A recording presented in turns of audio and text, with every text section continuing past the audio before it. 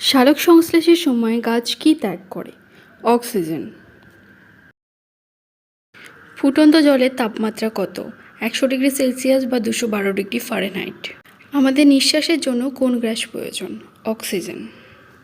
পৃথিবীর সবচেয়ে বড় স্তন্যপায়ী প্রাণী কি? নীল তিমি। লাল গ্রহ কোনটি? মঙ্গল গ্রহ।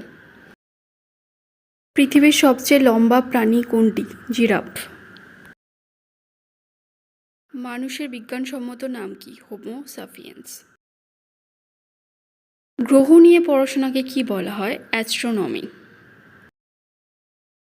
মানুষের শরীরের কোন অঙ্গ রক্ত সঞ্চালন করে? হৃৎপিণ্ড।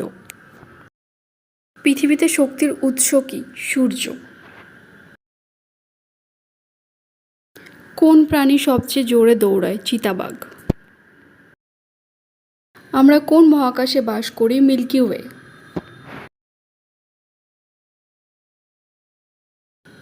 কোন প্রাণী উড়তে পারে না কিন্তু খুব দ্রুত দৌড়ায়?